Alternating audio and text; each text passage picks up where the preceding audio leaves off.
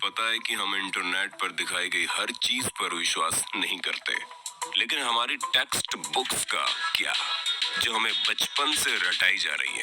जी हाँ दोस्तों, बचपन से रटी रटाई चीजें भी कभी कभार गलत साबित हो जाती हैं। फिर चाहे वो ग्रेट वॉल ऑफ चाइना का स्पेस से दिखना हो या फिर जीनियस अल्बर्ट आइंस्टीन का स्कूल में मैथ में फेल हो जाना। इसलिए दोस्तों दिल थाम कर बैठिए, क्योंकि आज हम आपको उन झूठ के बारे में बताने वाले हैं जिन्हें आप सदियों से सच मानते आ रहे हैं। और अंत में जो सच्चाई हमने आपके सामने रखी है ना, उसे जानकर आप हंसी से लोटपोट हो जाएंगे। दोस्तों, अगर हम आपसे पूछें कि इजिप्ट में बना पिरामिड किसने बनाया था, तो हमें पता आप यही जवाब देंगे कि इजिप्ट में रहने वाले मजदूरों ने मेहनत करके इस पिरामिड को तैयार किया था। लेकिन हम आपके भ्रम को तोड़ते हुए ये कहना चाहते हैं कि बिल्कुल भी सच नहीं है। असल में इस पिरामिड को बनाने वाले ज्यादातर लोग मजदूर थे ही नहीं। जी हाँ, इस पिरामिड को बनाने के लिए एंशिएंट इजिप्ट की अच्छी खासी पॉपुलेशन ने अपना बढ़ चढ़कर योगदान दिया था, जहां करीब 85 सालों तक, जिसमें 2589 बीसी से लेकर 2504 बीसी का समय लगा। और इतने समय के अंतराल में इजिप्ट के रहने वाले लोगों ने अपना खून पसीना करके इस पिरामिड को तैयार किया था, ताकि वो अपने नेशनल आइकॉन को खड़ा कर सके। ऐसे में जो लोग इतने बड़े बड़े पत्थरों को नहीं उठा सकते थे, उन्होंने यहाँ पर काम करने वाले लोगों के लिए खाना, रहने और बाकी चीजों की व्यवस्था की। यानी कि हर इंसान ने अपने लेवल का काम किया, जिसमें कुछ लोग सिक्योरिटी के लिए काम करते थे, तो कुछ लोग भारी भरकम पत्थरों को जुटाने के लिए दूर दराज इलाकों में चले जाते थे, ताकि वो अपने नेशनल आइकॉन को खड़ा कर सके। ऐसे में दोस्तों उनकी मेहनत रंग लाई और ये पिरामिड वाकई में दुनिया भर में जाना जाता है। चलिए दोस्तों, अब आपके सबसे फेवरेट माइकल जैक्सन की बात करते हैं, क्योंकि इस बात से कोई इनकार नहीं कर सकता कि माइकल जैक्सन ने पॉप म्यूजिक में एक अलग ही मुकाम हासिल किया था, जहां ये सिंगर के साथ साथ एक बेहतरीन डांसर भी थे। और इनके डांस मूव तो वाकई माशाल्लाह थे। ऐसे में उनका मून वॉक करने का जो स्टाइल था, वो लोगों में बड़ा फेमस हुआ। पर अफसोस दोस्तों, आपको जानकर हैरानी होगी कि इस मून वॉक को माइकल जैक्सन ने इवेंट नहीं किया था। हालांकि उन्होंने इसे सबसे पहले 1983 में परफॉर्म किया था। पर दोस्तों, असल में माइकल जैक्सन ने ये मूनवॉक कैस्पर कैंडिडेट और कूली जैक्सन से सीखा था, जिन्होंने 1970 में इसे परफॉर्म कर दिया था। वहीं मार्शल मार्कियो ने भी इस मूनवॉक को माइकल जैक्सन से पहले परफॉर्म कर दिया था। और इन सभी लोगों से पहले बिल बैले नाम के टैप डांसर ने भी इसे परफॉर्म किया था। ऐसे में ये बता पाना मुश्किल है कि इस मूनवॉक को किसने इन्वेंट किया, लेकिन वो शख्स माइकल जैक्सन तो नहीं है। अब आप एक और सिर घुमा Can I really do this? Should I try it? क्या मैं लूं risk? Go for it. देने वाली बात सुनिए, क्योंकि आप लोगों ने कार्बन डेटिंग का नाम तो सुना ही होगा।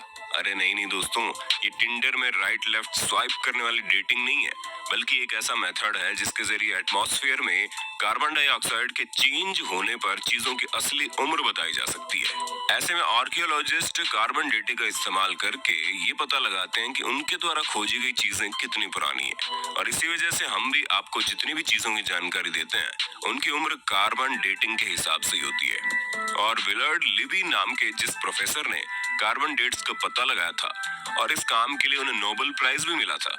लेकिन दोस्तों दिल थाम लीजिए, क्योंकि हम आपको बता दें कि कार्बन डेटिंग के जरिए चीजों की असली उम्र पता लगाना बहुत मुश्किल है। और ऐसा इसलिए क्योंकि हर जगह का एटमॉस्फेयर अलग अलग तरीके से चेंज होता है।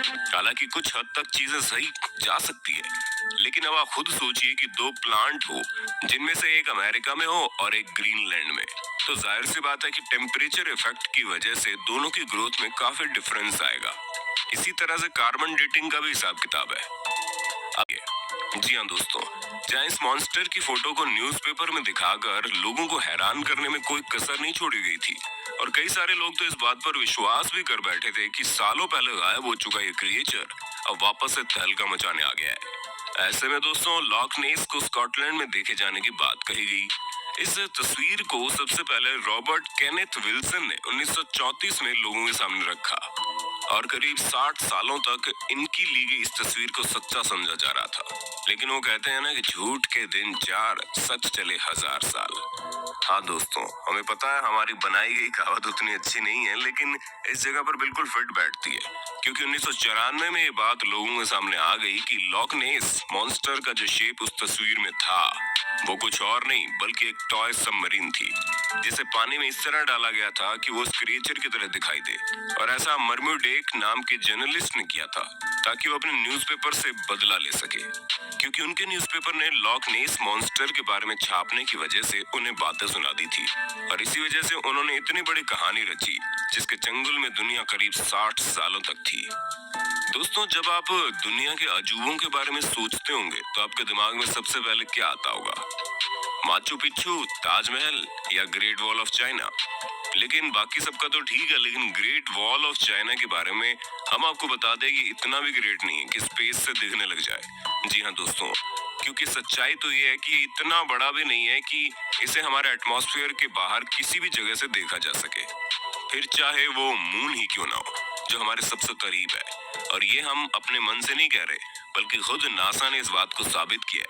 हालांकि भले ही 21,196 किलोमीटर लंबी हो, लेकिन अगर हम इसकी चौड़ाई की बात करें तो ये बॉटम से मात्र 20 फुट चौड़ी है और टॉप से केवल 16 फुट चौड़ी है।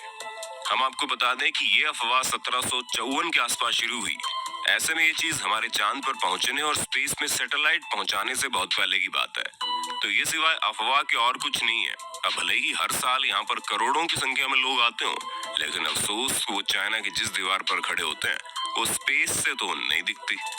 चलिए दोस्तों, चाइना से आप हमें ये बता दो कि दुनिया भर में तहलका मचाने वाला कोरोना वायरस चाइना की किस जगह पर सबसे पहले फैला था?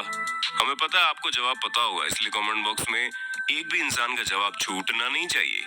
वैसे दोस्तों, जब कभी भी आप वाइकिंग्स के बारे में सोचते होंगे तो आपके दिमाग में सबसे पहले चीज क्या आती होगी?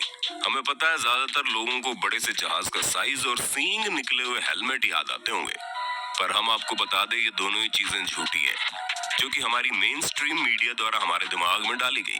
असल में कई सारे हिस्टोरियंस को वाइकिंग्स के समय के टूल्स मिले हैं, जिनमें से एक भी हेलमेट ऐसा नहीं मिला जिसमें सींग लगे हों। हालांकि माना जा सकता है कि वो लोग लड़ते टाइम खुद को बचाने के लिए हेलमेट का यूज करते होंगे, लेकिन इसका मतलब ये नहीं है कि उनके हेलमेट में ही डायरेक्ट सींग लगे हों। दोस्तों, ये जो अफवाह है ये तब से फैलनी शुरू हुई जब गुस्ताव मालस्ट्रोम नाम के आर्टिस्ट ने अपने आर्ट में वाइकिंग्स के हेलमेट में सींग लगा दिए, और तभी से लोग ये समझने लगे कि उनके हेलमेट में सींग होते थे, जबकि ऐसा कुछ भी नहीं है। तो दोस्तों, हमें पूरी उम्मीद है आपको अपने होस्ट और दोस्त सैम की वीडियो में मजा आ रहा होगा। अगर हाँ तो साथ ही वीडियो को लाइक करते चलिए, ताकि हम फ्यूचर में भी इसी तरह की इंटरेस्टिंग वीडियोस लाते रहें। दोस्तों, अब हम आपके दिमाग की सबसे बड़ी उपज को दूर करते हैं, क्योंकि कई सारे लोगों को ये सिखाया जाता है कि अल्बर्ट आइंस्टीन, जो कि इतने बड़े जीनियस थे, वो हाई स्कूल में बेसिक मैथ की वजह से फेल हो गए थे। तो दोस्तों, ये बिल्कुल गलत है। जी हाँ, ऐसा कुछ भी नहीं है, बल्कि आइंस्टीन तो उल्टा मैथ के जीनियस थे, जहाँ मात्र 15 साल की उम्र में उन्होंने मैथ में अपनी बहुत अच्छी पकड़ बना ली थी। अब दोस्तों, जाहिर सी बात है, जो शख्स फिजिक्स की दुनिया में इतनी बड़ी उपलब्धियां पाया हो, उसे बेसिक मैथ ना आती हो, वो भी हाई स्कूल के समय में, ये चीज थोड़ी सी खटकती है। पर हमें तो बुरा उन लोगों के लिए लगता है जो ये सोचते हैं कि उन्हें मैथ नहीं आएगी, फिर भी वो साइंटिस्ट बन जाएंगे। अरे दोस्तों, साइंटिस्ट बनने के लिए मैथ भी जरूरी है, ठीक उसी तरह जिस तरह सिंगर बनने के लिए अच्छा गाना गाना जरूरी है, और डांसर बनने के लिए अच्छे मूव्स करने जरूरी हैं, क्योंकि ये सभी चीजें बेसिक्स हैं। दोस्तों, हमें पता है आपको इस बारे में कुछ भी पता नहीं होगा, लेकिन हम आपको बता दें कि 19वीं सदी के मध्य में अमेरिका में एक बहुत बड़ी अफवाह चली थी, जहां पर सिगरेट बेचने वाली कंपनियां एडवर्टीजमेंट में कहती थी कि सिगरेट सेहत के लिए अच्छी होती है। जी हाँ दोस्तों, हैरान मत होइए, एक्चुअल में ऐसा होता था क्योंकि कुछ कंपनियां ये तक कहती थी कि डेंटिस्ट खुद लोगों को सिगरेट पीने की सलाह देते हैं और ये सेहत के लिए बहुत अच्छी होती हैं, जिससे टेंशन वगैरह भी कम होता है। और इस तरह के कई सारे एड कैंपेन उस समय चल रहे थे, जिसकी वजह से अमेरिका के करीब 45% लोग सिगरेट की लत लगा चुके थे। हालांकि अभी भी अमेरिका में सिगरेट पीने वालों की कोई कमी नहीं है, लेकिन उस समय पूरे 45% लोग सिगरेट पीते थे, यानी कि करीब 7 करोड़ लोग तो केवल सिगरेट ही पिया करते थे। वो तो बाद में पता चला कि ये सेहत के लिए हानिकारक है, जिससे भगवान आपको अपने पास जल्दी बुला लेते हैं। और इसी वजह से लोगों ने मरने के डर के कारण सिगरेट को टाटा बाय बाय कहना जरूरी समझा। पर शायद अभी भी कुछ लोग इस बात को नहीं समझते हैं। दोस्तों, आज के लिए बस इतना ही। उम्मीद है आपको हमारी वीडियो पसंद आई होगी। अगर हाँ, तो इस वीडियो के बारे में हमें कमेंट करके जरूर बताना। और ऐसे इंटरेस्टिंग वीडियोस लगातार देखने के लिए हमारे चैनल को लाइक, शेयर और सब्सक्राइब करना बिल्कुल ना भूलें। धन्यवाद।